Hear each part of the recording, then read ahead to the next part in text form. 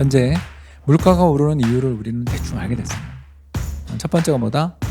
전쟁 리스크죠. 그죠? 여기에다가 반도체 공급이 제대로 안 이루어지고 중고차가 다 해선, 세 번째 운임 이런 게 엄청나게 오르고 있다 라는 것이 전체 소비자 물가 상승의 대부분을 설명한다는 걸 알게 됐죠.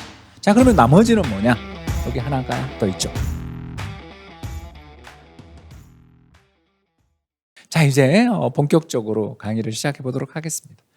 여기 잘 안 보이는데 밑에가 왜 이렇게 되는지 저는 모르지만 저의 그 강의 자료니까 제가 설명을 다 할 수 있습니다. 여러분 너무 걱정하지 마시고 보시면 감사하겠고요. 자, 이게 미국의 소비자 물가의 구성입니다.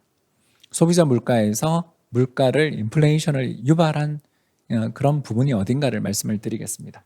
자, 제일 먼저 왼쪽으로 이렇게 쭉 가면 여기 2.2%나 되는 어마어마한 물가 상승 기여를 해주는, 이게 이제 어떻게 해석하냐 하면 미국의 물가가 예를 들어서 7% 올랐다. 그죠? 7%더 올랐습니다. 근데 이제 계산상 대충 7%다라고 가정할 때 그 물가 7%를 누가 유발했는가? 알겠죠? 그죠? 그래서 7% 중에서 2.2%나 되는 부분을 유발한 친구가 하나 있습니다. 누구죠? 국제 유가겠죠. 유가 혼자서 2.2% 정도의 인플레이션을 유발한 겁니다. 그러니까 얘를 뺐으면 5%인 거죠. 이해되시죠? 자, 그 다음에 또 옆으로 가니까 0.5%에 1.3%라는 물가 상승을 유발한 포인트들이 여기 두 개 있죠? 어딜까요? 자동차입니다. 신차, 중고차. 신차 값도 오르고 있지만 신차 값은 왜 오르냐 하면 반도체 때문인 거 아시죠? 그죠? 반도체 때문에 오르고 있는데 중고차 값이, 사람들이 이제 차를 기다려도 차가 안 나오니까. 우리 어떤 인기 있는 차종 같은 경우는 지금 신청해도 1년 이상 기다려야 되는 차들이 있다 그럴 정도로 차가 안 나옵니다. 차가 안 나오면 어떻게 돼요? 지금 내가 당장 차를 몰아야 된다고 생각되면 사람들이 어떻게 합니까? 중고차를 사러 가죠. 근데 중고차가 어떻게 됐을까요? 2020년 무슨 일이 있었죠? 코로나 팬데믹이 있었죠. 코로나 팬데믹 과정에서 렌터카 회사들은 어떻게 됐을까요? 여행을 안 가는데 구조조정했습니다. 왜 우리가 지금 묻고 싶죠. 2년 전에 왜 그랬냐 이렇게 묻고 싶지만 그때 망할 판인데 비용은 끝없이 나가는 과정에서 도저히 견딜 수가 없으니까 노후 중고차들, 노후 렌터카들을 많이들 어떻게 해버렸어요? 폐차해버렸습니다. 그런데 갑자기 경제가 좋아진 거죠. 아까 성장률 몇 퍼센트 나온다 그랬죠? 그러니까 이런 식으로 세상에 뭐랄까요? 이렇게 일종의 병목 현상이, 우리 인터체인지 나가기 전에 차들이 몰리면서 한참 막히는 것처럼 그런 일들이 지금 이쪽에서 벌어지는 거죠. 이거 두 개만 합쳐서 무려 1.8%.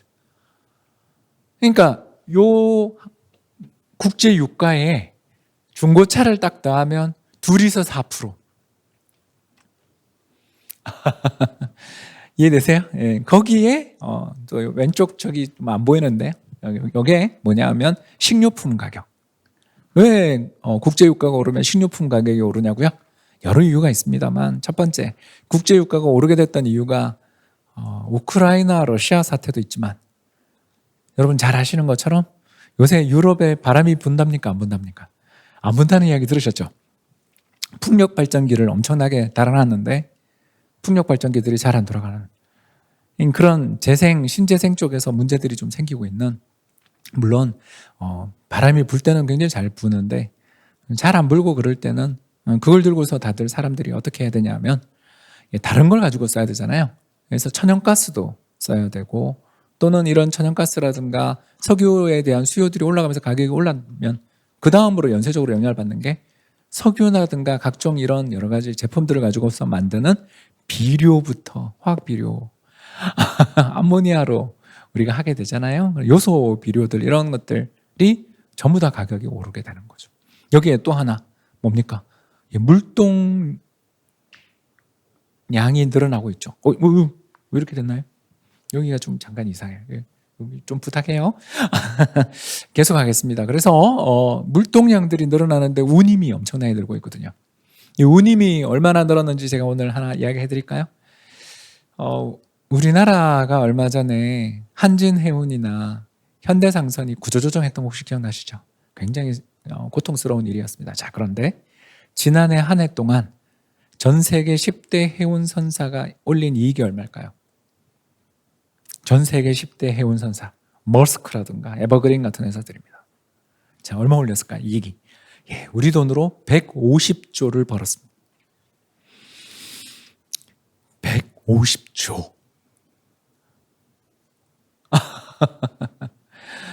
예, 우리나라 전체 상장 기업들이 작년 한 해 동안 총 벌어들인 이익이 200조 정도 되거든요. 네, 그거를 10대 해운선사들이 벌어들인 돈이 150조가 넘었습니다. 왜 그럴까요? 우리 알죠, 그죠? 구조조정이 들어가면서 배들이 다도 폐선, 고철로 팔아버렸습니다. 그러니까 이러면서 식료품 가격이 오르는 이유도 자연스럽게 설명이 되죠.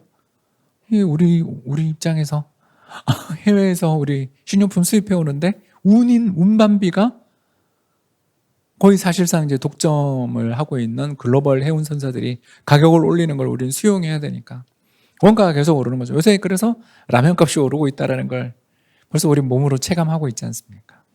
그러니까 이런 이야기들을 쭉 듣노라면 아하, 현재 물가가 오르는 이유를 우리는 대충 알게 됐어요. 첫 번째가 뭐다? 전쟁 리스크죠. 뭐. 여기에다가 반도체 공급이 제대로 안 이루어지고 중고차가 다 폐선, 세 번째 운임 이런 게 엄청나게 오르고 있다라는 것이 전체 소비자 물가 상승의 대부분을 설명한다는 걸 알게 됐죠. 자, 그러면 나머지는 뭐냐? 여기 하나가 더 있죠. 예. 감사합니다. 이제 글자가 나오네. 임대료. 예, 집값이 오르니까. 집값이 오르는 데 따라서 임대료가 오릅니다. 이게 이제 먹고 살기 힘들어지는 거죠. 참고로 미국의 전체 소비자들의 지출에서 약 3분의 1이 집세입니다. 100만 원을 지출하면 33만 원 정도가 집세로 나가는 나라인 거죠. 아하, 슬픕니다. 그죠? 집값이 폭등하니까 미국 집값이 지난해 얼마 올랐냐면 20% 올랐어요. 우리만 20% 오른 게 아니라 우리는 아파트 기준 20.2% 올랐고요. 미국은 전체 총주택 가격이 20% 올랐습니다. 세계적으로 부동산 시장이 작년이 너무나 뜨거웠던 거죠. 집값이 오르면 어떻게 돼요? 임대료도 오르죠.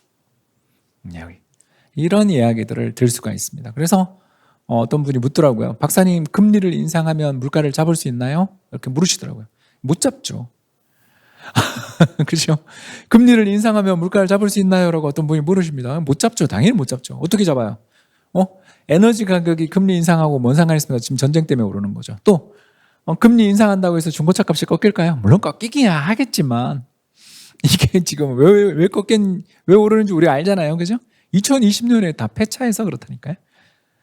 또 금리를 인상하면 머스크가 덴마크의 해운선사입니다. 테슬라의 앨런 머스크 아니에요? 덴마크의 해운선사 머스크가 운임을 내려줄까요? 쉽지 않다.